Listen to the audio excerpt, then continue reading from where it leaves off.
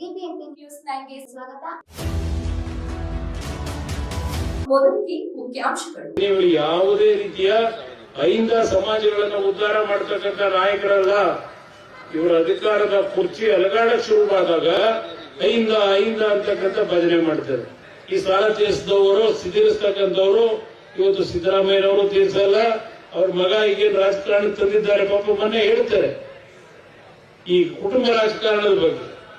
ಇವತ್ತು ನೀವು ಕುಟುಂಬದ ರಾಜಕಾರಣಕ್ಕೆ ಚರ್ಚೆ ಮಾಡ್ತಕ್ಕಂಥ ನೈತಿಕತೆಯನ್ನ ಉಳಿಸ್ಕೊಂಡಿಲ್ಲ ಅಂತಕ್ಕಂಥ ಹೇಳ್ತೀವಿ ಇವತ್ತು ಸಿದ್ದರಾಮಯ್ಯನವರು.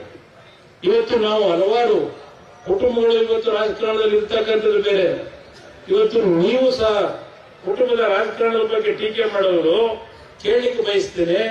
ಇವತ್ತು ನಿಮ್ಮ ಒಂದು ಕುಟುಂಬದಲ್ಲಿ ಮೊದಲನೇ ಮಗನ ರಾಜಕೀಯದಲ್ಲಿ ತರಬೇಕು ಅಂತ ಹೊರಟ್ರಿ, ಆದ್ರೆ ಅಕಾಲಿಕವಾಗಿ ದುರ್ದೈವ ನಿಧನ ಬಂದದ್ದು.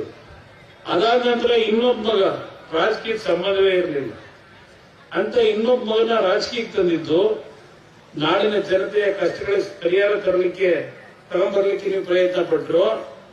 ಇಲ್ಲ ಅಹಿಂದ ಹೆಸರನ್ನ ನೀವೇನ್ ಹೇಳ್ತೀರಿ, ಆ ಅಹಿಂದ ಸಮಾಜದ ನನ್ನ ತಂದೆ ತಾಯಿದ್ರು ಅಣ್ಣ ತಮ್ಮಂದ್ರ ಭವಿಷ್ಯವನ್ನ ನಿರ್ಮಾಣ ಮಾಡಲಿಕ್ಕೆ ನೀವು ನಿಮ್ಮ ಮಗನನ್ನ ಎರಡನೇ ಮಗನನ್ನ ಅಧಿಕಾರಕ್ಕೆ ತಂದರು.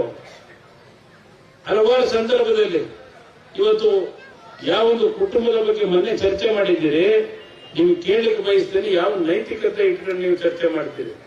ಹಲವಾರು ವಿಷಯಗಳಲ್ಲಿ ಟ್ರಾನ್ಸ್ಫರ್ಗಳಲ್ಲಿ ನಿಮ್ಮ ಮಗ ಅಪಯ ಅಪಯ ಅಂತ ನಿಮ್ ಜೊತೆ ಚರ್ಚೆ ಮಾಡೋದಲ್ಲ ಪ್ರೀತಿಯಿಂದ, ಇದೆಲ್ಲ ನಮ್ಮ ರಾಜ್ಯದ ಜನತೆ ಕಂಡಿದ್ದಾರೆ. ಆ ಹಿನ್ನೆಲೆಯಲ್ಲಿ ಇವತ್ತು ನಿಮ್ಮ ಮೇಲೆ ಕೈ ಜೋಡಿಸಿ ಮನವಿ ಮಾಡ್ತೀನಿ, ಇವರು ಯಾವುದೇ ರೀತಿಯ ಅಹಿಂದ ಸಮಾಜಗಳನ್ನು ಉದ್ಧಾರ ಮಾಡತಕ್ಕಂಥ ನಾಯಕರಲ್ಲ. ಇವರ ಅಧಿಕಾರದ ಕುರ್ಚಿ ಅಲಗಾಡಕ್ ಶುರುವಾದಾಗ ಅಹಿಂದ ಅಹಿಂದ ಅಂತಕ್ಕಂಥ ಭಜನೆ ಮಾಡ್ತಾರೆ.